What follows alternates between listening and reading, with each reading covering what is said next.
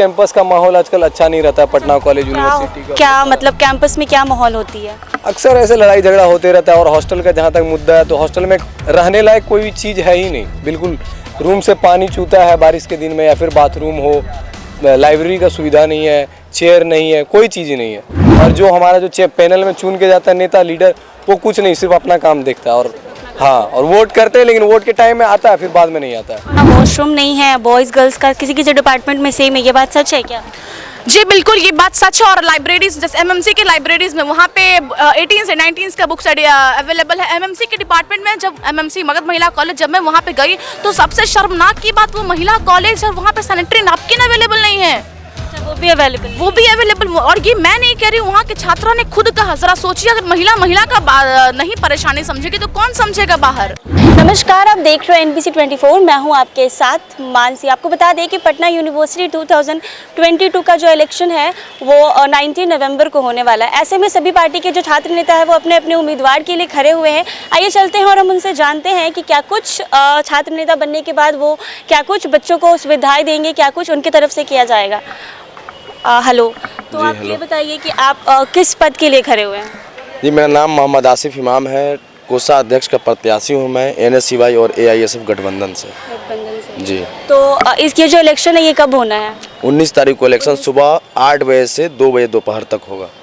जी, तो क्या कुछ करेंगे आप लोग अपने यूनिवर्सिटी के लिए, यूनिवर्सिटी के छात्र छात्राओं के लिए? देखिए, मुद्दा ये है मेरा कि विश्वविद्यालय में भारी संख्या में प्रोफेसरों की कमी है। अच्छा, प्रोफेसर्स की कमी? जी, यहाँ गेस्ट फैकल्टी पे पूरी तरीके से पटना विश्वविद्यालय निर्भर हो चुकी है। उसकी लड़ाई हम लोग को लड़ना है। पीने के लिए डिपार्टमेंट में RO और वाटर कैन कुछ डिपार्टमेंट में तो लगा है, कुछ में नहीं लगा है।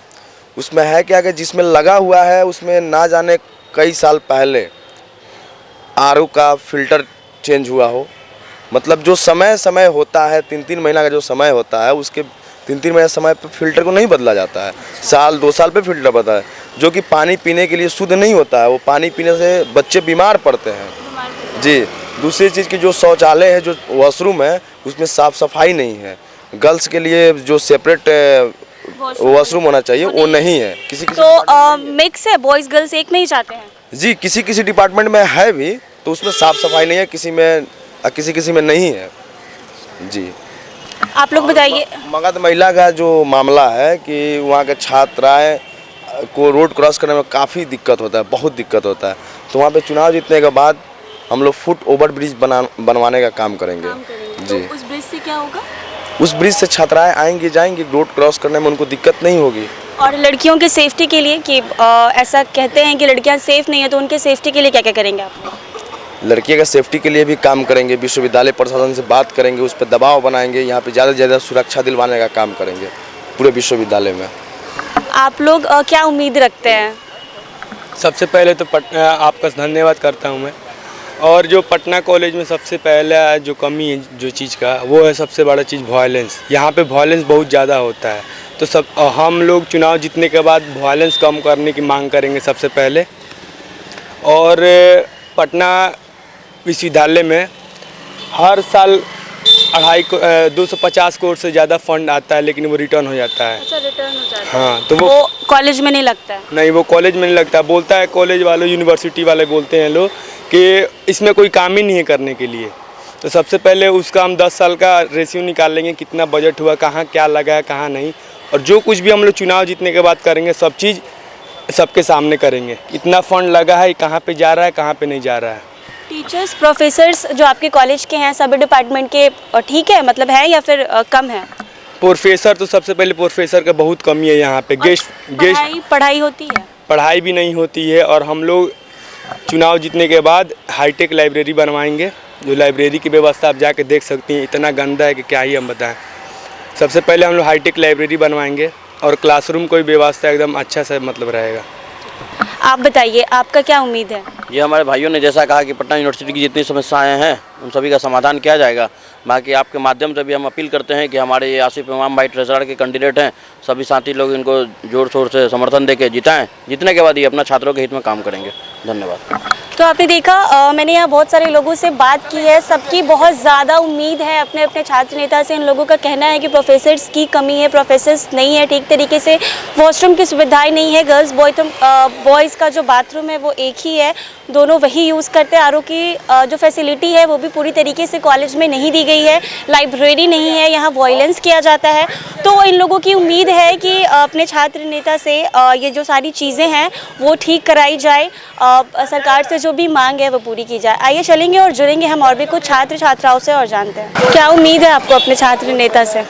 हमको बहुत उम्मीद है, इस बार जो लड़ रहे हैं छात्र नेता हमारे भैया ही हैं, शिबली तबरेज है, ज्वाइंट सेक्रेटरी पर है और ये सेंट्रल पैनल पर लड़ रहे हैं ज्वाइंट सेक्रेटरी पर। उम्मीद है वो अच्छा काम करेंगे, इसलिए हम लोग पूरा कोशिश कर रहे हैं कि उसको लाया जाए तो बेहतर है। हम लोग कोशिश कर रहे हैं पूरा अच्छे से। Shibli Tabrez joint secretary. बताइए क्या उम्मीद है आपको अपने उम्मीद ये है कि जो भी चुन के आए पैनल में थोड़ा अच्छा काम करे, क्योंकि ऐसे भी कैंपस का माहौल आजकल अच्छा नहीं रहता है पटना कॉलेज यूनिवर्सिटी का। क्या मतलब कैंपस में क्या माहौल होती है? अक्सर ऐसे लड़ाई झगड़ा होते रहता है और हॉस्टल का जहाँ तक मुद्दा है तो हॉस्टल में रहने लायक कोई भी चीज़ है ही नहीं, बिल्कुल रूम से पानी चूता है बारिश के दिन में, या फिर बाथरूम हो, लाइब्रेरी का सुविधा नहीं है, चेयर नहीं है, कोई चीज़ ही नहीं है। और जो हमारा जो पैनल में चुन के जाता है नेता लीडर, वो कुछ नहीं, सिर्फ अपना काम देखता है। और हाँ, और वोट करते हैं लेकिन वोट के टाइम में आता है फिर बाद में नहीं आता है। और ये पीने का पानी, इसका पानी का तो कोई सुविधा ही नहीं है, ऐसे डायरेक्ट बोरिंग का पानी पीते हैं। आप कौन से पद के लिए उम्मीदवार हैं इस बार? मैं इस बार अध्यक्ष पर आ रहा हूँ पोस्ट पे, और इस बार का मेरा मुद्दा है internship program, science exhibition, placement cell, ये सब पे काल चल रहा है। बिल्डिंग है, इसको और डेवलप करना हमारा काम प्राइवेसी है। और बच्चों के लिए क्या कुछ करेंगे आप? बच्चों के लिए ही तो प्लेसमेंट सेल लगा रहे हैं हम। प्लेसमेंट सेल हो गया, चाहे साइंस एग्जीबिशन हो गया, जो नहीं होता है। स्पोर्ट्स में काफ़ी पीछा हुआ है, स्पोर्ट्स कराना है। अभी यहाँ वाणिज्य महाविद्यालय में यहाँ पे इंटर्नशिप समझिए कि जीरो है, इस इंटर्नशिप को बढ़ाना है। आगे एक साल में जितना हो सकता है करने का हमारा लक्ष्य है। बताइए आप लोग किस पद के लिए खड़े हुए हैं? हम जनरल सेक्रेटरी के लिए छात्र राजद से खड़े हैं। मेरे मित्र साकेत प्रेसिडेंट के लिए छात्र राजद से खड़े हैं। हम लोग पहले से यूनिवर्सिटी में छात्र एवं छात्राओं के लिए बहुत सारे संघर्ष किए हैं, जैसे बच्चों के लिए स्टूडेंट क्रेडिट कार्ड से लोन दिलाना हो, या लाइब्रेरी कार्ड बनवाना हो, हेल्थ कार्ड बनवाना हो।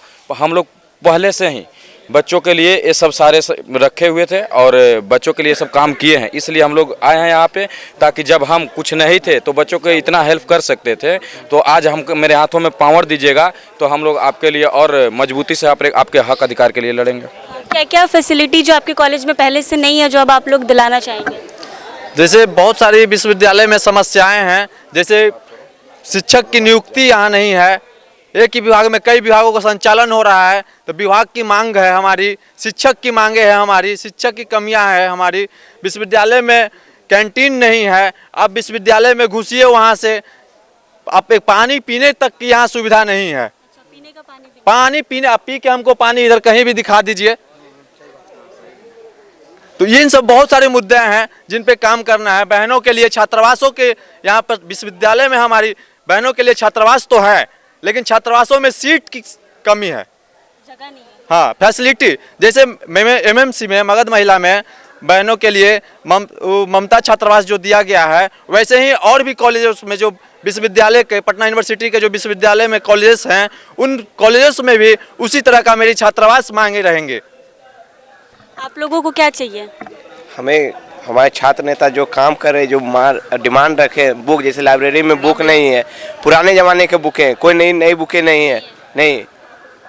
और जैसे हमारे विभाग में शिक्षक की घोर कमी है, जिस कारण संचालित से विभाग नहीं चल पाते हैं, न पढ़ाई सुचारू ढंग से पढ़ाई हो पाती है। आप लोग बताइए, आप लोगों को क्या चाहिए? आप लोगों की सेफ्टी के लिए यहाँ सब कुछ है? सबसे पहले तो मैं ये बताऊँ कि मेरा नाम श्वेता मिश्रा है, मैं first semester BMC department Patna college से हूँ, ठीक है। मैं साकेत कुमार को इसलिए सपोर्ट कर रही हूँ, मेरा पहली बात तो ना ही उनसे कोई फैमिली रिलेशन, ना ही कोई ब्लड रिलेशन है। और इससे पहले मैं अपना इंटर्नशिप एग्ज़ाम दी थी PWC पटना विमेंस कॉलेज में, लेकिन मेरे पेरेंट्स ने मुझे कहा कि बेटा वहाँ से क्विट कर दो, वहाँ मत दो, पटना कॉलेज में आ जाओ। तो मैंने कहा पापा क्यों? तो उन्होंने कहा कि वहाँ का फ़ीस स्ट्रक्चर बहुत हाई है, मैं अफोर्ड नहीं कर पाऊँगी। मुझे ये चीज़ बहुत डिच किया, तो फिर मैं यहाँ पटना कॉलेज में आ गई। फिर मेरे कॉलेज में, मेरे क्लास में ऐसे बहुत सी लड़कियां हैं जो पटना विमेंस कॉलेज से यहाँ पे आई, तो मैं उनसे रीज़न पूछी कि that what is the reason behind this. उन्होंने कहा कि मैं मिडिल क्लास फैमिली से बिलोंग करती हूँ। तो मैंने कहा तो क्या हो गया, तो मैं ये मुद्दा साकिब भैया और साकिब भैया के पास लेके आई, तो उन्होंने इस चीज़ में बहुत अपना योगदान दिया। और वो पटना कॉलेज के, और ये इतिहास में पटना यूनिवर्सिटी के फर्स्ट टाइम है कि वो यूजी के छात्र होते हुए, वो स्टैट्स डिपार्टमेंट के सेकेंड ईयर का स्टूडेंट है और वो डायरेक्ट प्रेसिडेंट के पोस्ट के लिए लड़ रहे हैं और हमारा उनको फुल सपोर्ट है। वो पटना साइंस कॉलेज के लिए भी उन्होंने बहुत कुछ किया। जब पटना साइंस कॉलेज का छात्रावास का फीस वृद्धि कर दिया गया था तो उनका बहुत बड़ा योगदान रहा। वो सिर्फ ना केवल पटना कॉलेज के छात्र होते हुए भी वो Patna science college, Patna women's college, Magadh महिला कॉलेज, बीएन कॉलेज, सारे कॉलेजेस के लिए उन्होंने बहुत कुछ किया है। तो अगर अभी वो प्रेसिडेंट के पोस्ट पे ना होते हुए अपने विदाउट सेल्फिशनेस को इतना अगर वो कर सकते हैं, तो अगर हम उनको एक सपोर्ट दिए और अगर वो प्रेसिडेंट के पोस्ट पे आए तो सोचिए ज़रा वो कितना काम करेंगे। Thank you. अभी मुझे यहाँ पे जब मैं आई तो मुझे ये पता चला कि यहाँ वॉशरूम नहीं है बॉयज़ गर्ल्स का, किसी किसी डिपार्टमेंट में सेम है, ये बात सच है क्या? जी बिल्कुल, ये बात सच है। और लाइब्रेरीज जैसे एमएमसी के लाइब्रेरीज में वहाँ पे 18 से 19 का बुक्स अवेलेबल है। एमएमसी के डिपार्टमेंट में जब एमएमसी मगध महिला कॉलेज जब मैं वहाँ पे गई तो सबसे शर्मनाक की बात, वो महिला कॉलेज है, वहाँ पे सैनिटरी नैपकिन अवेलेबल नहीं है। वो भी अवेलेबल। और ये मैं नहीं कह रही हूँ, वहाँ के छात्रों ने खुद कहा। ज़रा सोचिए अगर महिला का नहीं परेशानी समझेगी तो कौन समझेगा बाहर। तो इसके लिए साकेत को मैं फुल सपोर्ट करती हूँ। मैं भी अपना क्लास छोड़ करके मैं उनका फुल सपोर्ट करती हूँ। ना ही मेरा उनसे कोई फैमिली रिलेशन है, ना ही कोई ब्लड रिलेशन है। We want Saket at the post of president. Thank you.